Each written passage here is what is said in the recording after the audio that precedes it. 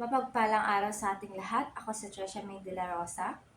Ngayon, aming babahagi sa inyo ang aming nasaliksik patungkol sa kasaysayan ng wikang pambansa.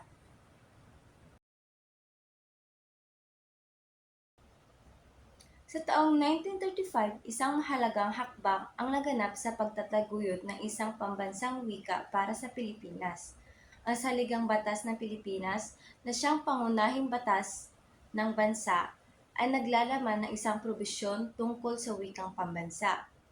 Ang probisyon na ito ay nagsasaad na ang Kongreso, ang lehislatura ng Pilipinas, ay may tungkulin na gumawa ng mga hakbang upang mapaunlad at mapatibay ang isang wikang pambansa. Ang wikang ito ay dapat na batay sa mga umiiral na katutubong wika sa Pilipinas. Ibig sabihin, ang Saligang Batas ay nagbigay ng mandato sa Kongreso upang magsimula ng isang proseso ng pagpili at pag-unlad ng isang wikang pambansa. Ang wika ay dapat na batay sa katutubong wika na nagpapahiwatig ng pagkilala sa mayamang kultura at wika ng mga Pilipino. Sa taong 1936, isang mahalagang hakbang ang naganap sa pagtataguyod ng wikang pambansa ng Pilipinas. Ito ay ang taon kung kailan itinatag ang Surian ng Wikang Pambansa o Institute of National Language. So, ang Surian ay isang organisasyon na binuo upang pangunahan ang pagpili at pag-unlad ng isang wikang pambansa para sa Pilipinas. Ang pangunahing layunin ng Surian ay upang pumili ng isang katutubong wikang magiging batayan ng wikang pambansa. Sa madaling salita, kailangan nilang magdesisyon kung alin sa mga umiiral na katutubong wika ng Pilipinas ang magiging pundasyon ng isang bagong wikang gagamitin ng lahat ng Pilipino. Matapos ang masusing pag-aaral at pag-uusap, noong 1937 naman is inirekomenda ng Surian na ang Tagalog ang maging batayan ng wikang pambansa. So, ang Tagalog ay napili dahil ito ang pinakamalawak na ginagamit na wika sa Pilipinas noong panahong iyon. So, at dahil sa paniniwala na ito ay may kakayahang mag-evolve at mas malawak na gamitin sa buong bansa. Dumako naman tayo noong Disyembre 30, 1937. Dito na ipinahayag ni Pangulong Manuel L. Quezon ang wikang Tagalog bilang batayan ng wikang pambansa sa bisa ng kautosang tagapagpaganap bilang 134. So, ito ay batay sa rekomendasyon ng Surianong Wikang Pambansa. Ang Tagalog ay napili dahil ito ang wikang ginagamit ng karamihan sa mga tao sa Luzon. At ito rin ang wikang pinakamalawak na ginagamit sa mga paaralan at sa pamahalaan. Noong Hunyo 1940, inalabas ang kautosang tagapagpaganap bilang 263 na nag-utos sa pagpapalimbag ng isang Tagalog-English vocabulary at isang aklat sa gramatika na pinamagatang ang Balarila ng Wikang Pambansa. So, dito rin nagsimula ang opisyal na pagtuturo ng wikang pambansa sa mga paaralang pampubliko at pribado sa buong kapuluan.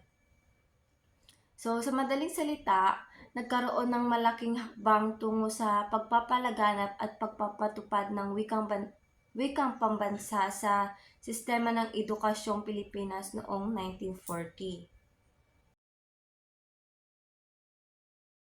Dito naman noong Hunyo 4, 1946, ang wikang pambansa ay naging isa sa mga opisyal na wika ng Pilipinas. Ito ay dahil sa pagpasa ng Commonwealth Act No.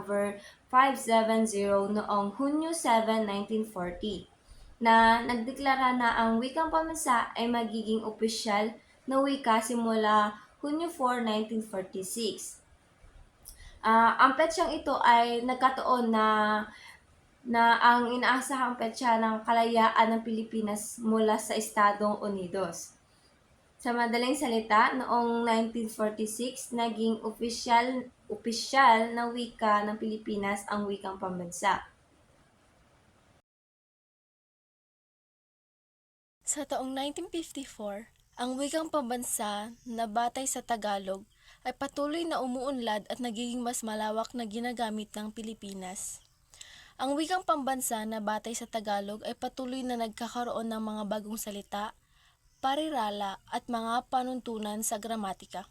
Ito ay dahil sa patuloy na paggamit at pag-aaral ng wika ng mga Filipino. Noong 1959, naglalayong gawing mas madali at mas praktikal ang paggamit ng pangalan ng wikang pambansa. Ang Pilipino ay mas maikli at mas madaling bigkasin kaysa sa wikang pambansang Pilipino.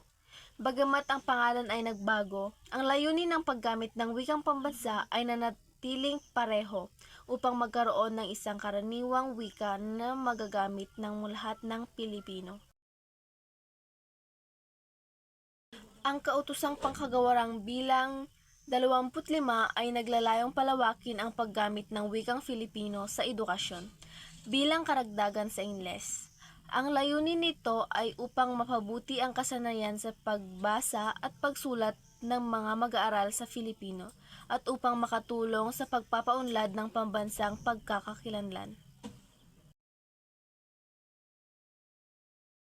Noong 1987, ang pagbabagong ito ay nagpakita ng paglipat sa isang mas malawak na pananaw sa wika na kinikilala ang kahalagahan ng lahat ng katutubong wika sa Pilipinas, hindi lamang ang Tagalog. Ang linangan ay nagpatuloy sa pag-aaral at pagpapaunlad ng wika. Ngunit, nagbigay din ito ng mas malaking pansin at pagpapahalaga at pagpapanatili ng mga wika ng mga katutubong grupo.